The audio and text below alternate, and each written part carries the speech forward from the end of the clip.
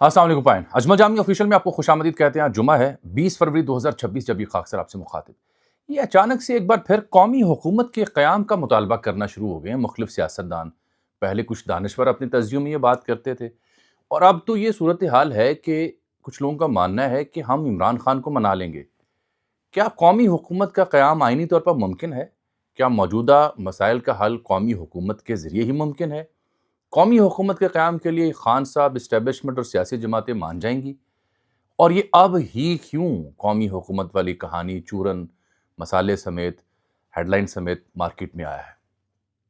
بڑا اہم موضوع ہے. پھر خان صاحب کا جو علاج معالجہ صحت تو 25 فروری وہ تاریخ ہے جب انہیں اسپتال منتقل کیا جائے گا، صرف انجیکشن کے لیے یا تفصیلی علاج معالجے کے لیے. نمبر 3، یہ جو سہیل آفریدی نے خان صاحب کے لیے رہائی فورس کے قیام کا اعلان کیا within party ranks and files, اس پہ تنقید ہو رہی ہے. اس اعلان کو شاید انہیں واپس لینا پڑے. اور جو کوٹ لکھپت میں بیٹھے شاہ محمود قریشی اور دیگر ہیں، 8 نکات پر مشتمل انہوں نے نیا ہدایت نامہ، نئی پالیسی لائن، نئی تجاویز پی ٹی آئی کے لیے اور کچھ حکومت کے لیے جاری کی ہیں. T20 کرکٹ کے پیرالل ایک نئی کرکٹ ہے 100 لیگ، انگلینڈ میں کھیلی جاتی ہے، دنیا کے دیگر ممالک میں بھی. لیکن جو انگلینڈ میں لیگ ہوتی ہے 100 لیگ، وہاں جو فرینچائزز ہیں ان کے اوپر بھارتی اثر رسوخ کا یہ عالم ہے کہ وہ پاکستانی کھلاڑیوں کو نہیں خریدیں گے. تو بھارت عملی طور پر پاکستانی کرکٹ کا بیڑا غرق کرنے یا اسے نقصان پہنچانے کے لیے پریکٹیکلی ان ایکشن ہے. بی بی سی نے بڑی خوفناک سٹوری ڈالی ہے، وہ میں آپ سے ڈسکس کروں گا. لیکن ان معاملات کے اوپر بات کرنے سے پہلے ذرا دھیان سے یہ بات سنیں. ہم ابھی جہاز کی کہانیاں ڈسکس کر رہے تھے تو چیف سیکرٹری سے لے کے آئی جی اور پھر جو پارلیمان کے سیشنز ہیں، جو کھانے پینے کے بل ہیں، ان کی تفصیلات منظر عام پر آ رہی ہیں. جو مراد کی ڈیٹیلز ہیں وہ منظر عام پر آ رہی ہیں. جو پاکستان میں غربت کی شرح ہے اس کے اوپر سٹوریاں چھپ رہی ہیں. جو سی سی ڈی نامی ادارہ ہے اس کے اوپر انٹرنیشنل میڈیا متوجہ ہوا پڑا ہے. اور اس سب کے بیچ میں خان صاحب کے ساتھ ہونے والی گفت و شنید اور روابط کی تفصیل منظر عام پر لاتے ہیں رانا صاحب. اس کی تردید کرتے ہیں خواجہ آصف اور محسن نقوی بھی کہ کوئی ڈیل شل نہیں ہے. اور پھر ساتھ یہ میری بات سمجھیں، میں آپ سے یہ عرض کر رہا ہوں کہ شرح غربت میں اضافہ ہو رہا ہے ملک میں، پرائیویٹ طیارے خریدنے کے اوپر تنقید ہو رہی ہے. پھر چیف سیکرٹری، آئی جی پنجاب اور پولیس افسران، بیوروکریٹس، وزراء، اسپیکرز، پارلیمان ہاؤس اور دیگر جگہوں پہ جو اخراجات اٹھتے ہیں ان کی تفصیلات منظر عام پر آ رہی ہیں، اور ساتھ میں قومی حکومت کا مطالبہ. اور اس بیچ میں ایک نقطہ اور ذہن میں رکھیں، آصف علی زرداری صاحب اچانک خاموشی توڑ کے خان صاحب کے اوپر توپوں کا رخ کر لیتے ہیں. تو یہ سب کچھ کیا محض حسین اتفاق ہے یا میرا دماغ کچھ زیادہ سوچتا ہے، یا تجزیہ نگاری کی جو ناقصانہ حص ہے وہ فنکار ہوئی پڑی ہے یا خطرناک ہوئی پڑی ہے؟ بھی اس کا جواب کمنٹس میں مجھے دیجیے گا. کیونکہ میں یہ بات کر رہا ہوں کہ آئی ایم ایف کا جو مشن ہے اس کے پاکستان آنے سے پہلے جو رپورٹ منظر عام پر آئی ہے 2024-25 کی، 28.8% تک غربت پاکستان میں ہو چکی ہے. یہ 6 سال پہلے اس کی جو شرح تھی وہ 21.9% تھی. یعنی 6 برسوں میں یہ کوئی 6.9% غربت میں اضافہ ہوا ہے پاکستان میں. پنجاب میں بھی غربت میں اضافہ ہوا ہے اعلانات کے باوجود. 6 برسوں میں غربت میں مسلسل اضافہ، اور یہ 6.9% جو ہے یہ اس میں اضافہ دیکھنے کو ملا ہے. یہی معاملہ نہیں ہے. ایک اور نکتہ مجھ سے سنیے گا. غربت میں اضافہ، قومی اسمبلی سیکریٹریٹ جو ہے 2025-26 کے جو پہلے 7 ماہ ہیں، دھیان سے بات سنیے گا، ان 7 ماہ میں 2.98 کروڑ 65 لاکھ روپیہ خرچہ ہے. یہ جو ہمارے قسمت کا فیصلہ کرتے ہیں قانون سازی کے نام پر، قانون سازی کرتے ہیں میرے لیے اور آپ کے لیے، 7 ماہ کے اندر، صرف 7 ماہ کے اندر 2.98 کروڑ روپے کا خرچہ ہے اس قوم کے نمائندگان کی جانب سے جس قوم کے ہاں غربت کتنی ہے، 28.8% شرح غربت میں اضافہ ہوا. وہاں 7 ماہ کا خرچہ ہمارے معزز اراکین پارلیمان کا 2.98 کروڑ پہ آیا. افسران ملازمین کی جو اعزازی تنخواہیں ہیں اس کی مد میں 28 کروڑ، کھانے پر 13 کروڑ، 7 ماہ میں کھانا جو کھایا گیا وہاں 13 کروڑ روپے کا، بہت تھوڑا سا. صدر پرائم منسٹر کے الاؤنسز جو ہیں وہ 39 کروڑ پہ. سیشن جو ہوتا ہے پارلیمان کا، سیشن کے الاؤنس کی مد میں جو خرچہ ہے 7 ماہ میں وہ 26 کروڑ پہ آیا ہے.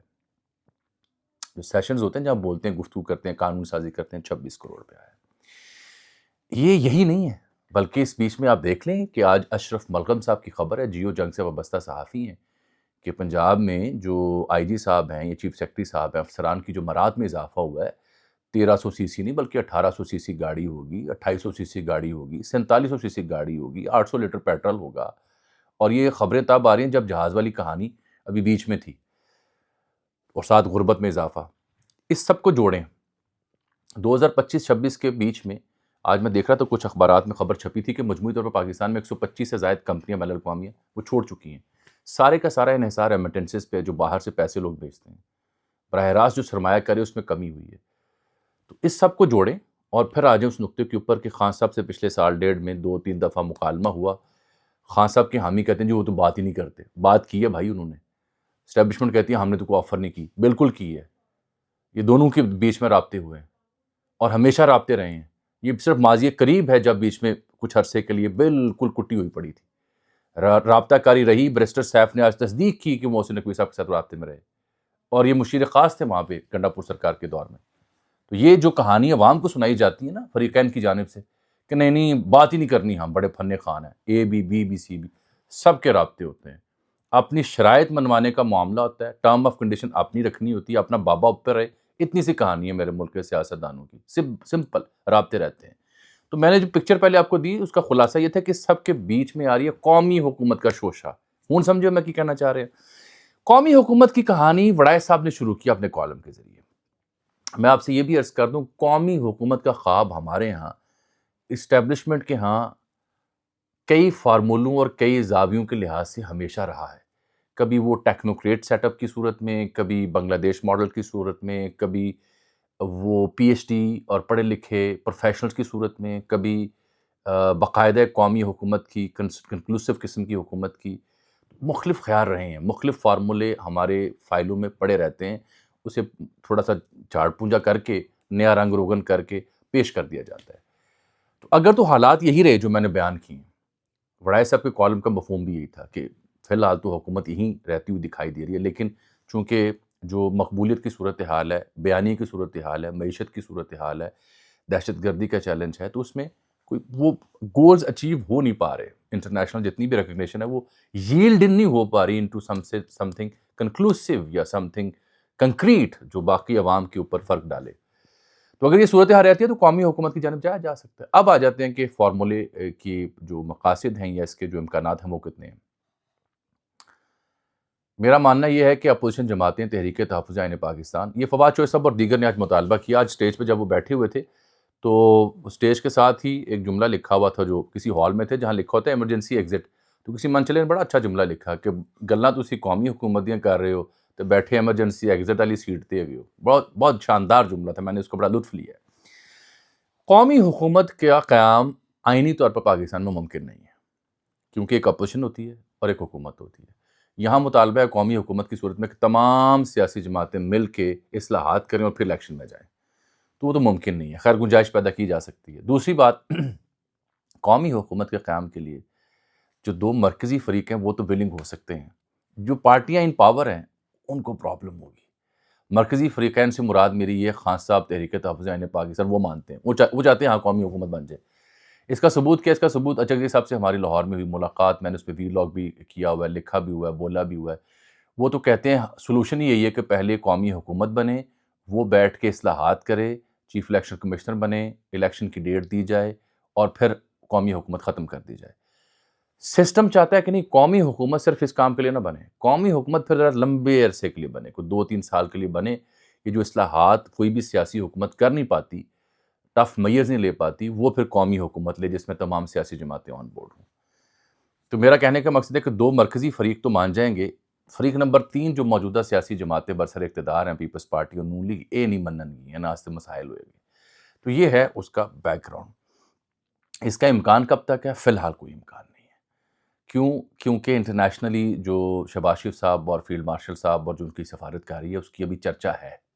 چیلنج یہ ہے کہ اکانومی نہیں چل پا رہی، چیلنج یہ ہے کہ سیاسی استحکام اس طرح سے نہیں ہے، تو اس کا سولوشن ڈھونڈا جائے گا، اس کے اوپر کام جاری ہے، لیکن فی الحال یہ قومی حکومت کا بھی امکان نہیں ہے۔ ہاں، جب کبھی بھی یہ کرائسس وس ہوا، زیادہ پرابلم میں گیا، حالات نہ سنبھلے تو سلوشن یہی ہوگا۔ اس کرائسس کا آغاز ایسی خبروں سے ہوتا ہے جس کا آغاز میں نے وی لاگ کے شروع میں دی ہے۔ آپ میری بات سمجھ رہے ہیں؟ یہ جب بھی ہم نے کسی نئے فارمولے پہ جانا ہوتا ہے تو کہانیاں کچھ ایسی جنم لے لیتی ہوتی ہیں، حالانکہ ابھی تک بندوبست مکمل ہے، بندوبست میں بھی کوئی وہ لوپ ہول نہیں ہے، کوئی لیکیج نہیں آئی۔ خیر جی، آگے آ جاتے ہیں۔ تو یہ انہوں نے مطالبہ کیا فواد چودھری اور دیگر کمپنی نے، رابطے رہے ہیں اور رابطے آگے بھی ہوں گے۔ 25 تاریخ کو خان صاحب کو جیل سے نکال کے ہاسپٹل منتقل کیا جائے گا۔ میری اطلاع یہ ہے کہ یہ کوئی پراپر علاج معالجے کے لیے ہفتے 2 ہفتے کے لیے نہیں، بلکہ وہ جو ایلیا نامی انجیکشن لگنا ہے جو 25 جنوری کو لگا تھا، دوسرا 25 فروری کو لگا، اس کے لیے انہیں منتقل کیا جائے گا۔ یہ جو عمران خان رہائی فورس والا معاملہ ہے، اس کے اوپر with in party ranks and file Asad کیسر، محمد علی خان اور دیگر نے پریشانی کا اظہار کیا۔ وجہ یہ کہ فورس کا لفظ جب لگتا ہے تو وہ ایم کیو ایم بھی ایسی ہی ایک کہانی کے لیے جانی جاتی تھی، پھر الذوالفقار پیپلز پارٹی وہ بھی اسی کہانی کے لیے جانی جاتی تھی، تو اس کا انجام ماضی میں کوئی اچھا نہیں رہا۔ تو اس لیے علی محمد خان نے تجویز دی کہ آپ اسے فورس کی بجائے رضاکار کہہ لیں، عمران خان رہائی رضاکار کہہ لیں اور اس کو بدلیں، اور میرا خیال ہے اس کا اعلان بھی اسی لیے ڈیلے کر دیا گیا ہے۔ تیسری بات، جو پی ٹی آئی کی قیادت ہے، اڈیالہ کوٹ لکھپت بیٹھی، انہوں نے بڑا معنی خیز ایک پریس ریلیز کہہ لیں، خط کہہ دیں، اپنے وکیل کے ذریعے منظر عام پر لے کے آئے ہیں۔ ایک تو وہ کہہ رہے ہیں کہ ہر قسم کی احتجاجی تحریک پی ٹی آئی روک دے رمضان کے احترام میں۔ دوسرا، عمران خان کی صحت پر سیاست بند کرے حکومت، بہنوں اور ذاتی معالجین کو ایکسیس دی جائے۔ تیسرا، پارٹی عمران خان کے علاج اور عدالتوں میں منظم کارروائی کرے۔ چوتھا، تحریک تحفظ یعنی پاکستان پارلیمانی سیاست کرے۔ یہ بڑی، اور ساتھ وہ کہہ رہے ہیں کہ بلدیاتی انتخابات کے لیے پارٹی کی تنظیم سازی کی جائے، پارٹی متحرک ہو۔ یہ جو لوگ ہیں، شاہ محمود قریشی، یاسمین راشد، عمر چیمہ، عمر سرفراز چیمہ، محمود الرشید، اعجاز چودھری وغیرہ، یہ اصل میں پی ٹی آئی میں وہ آخری لوگ رہ گئے ہیں جو مرکزی حیثیت رکھتے ہیں۔ ان تک تحریک پاکستان، آئین پاکستان ہو یا پی ٹی آئی کے رہنما نہیں پہنچتے تھے، ان کی بات ہی نہیں سنی جاتی، ان سے مشورہ نہیں کیا جاتا، اور ان کا گلہ بڑا بجا ہے۔ لیکن یہ گائیڈ لائن یہ دے رہے ہیں پی ٹی آئی کو کہ ایک تو آپ رمضان میں احتجاج نہ کریں، دوسرا آپ پارلیمانی سیاست کریں۔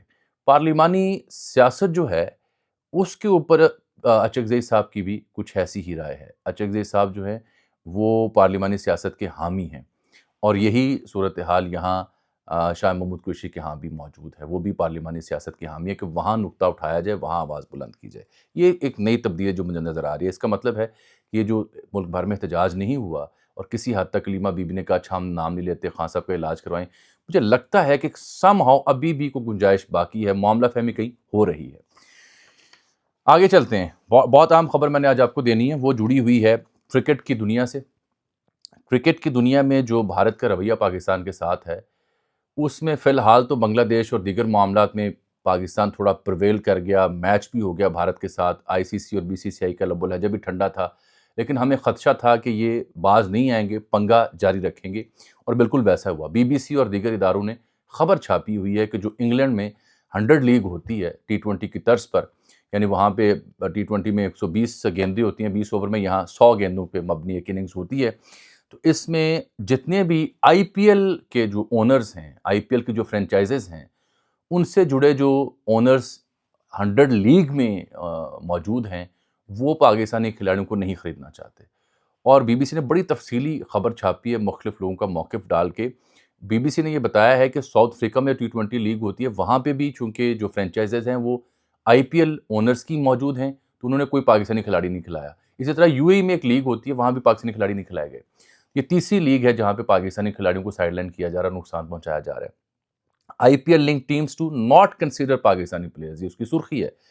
بی بی سی کے جو ٹام گراؤنڈی ہیں، انہوں نے یہ خبر ڈالی ہوئی ہے۔ بھارتی اونرز اگلے ماہ 100 لیگ کی آکشن کرنے جا رہے ہیں۔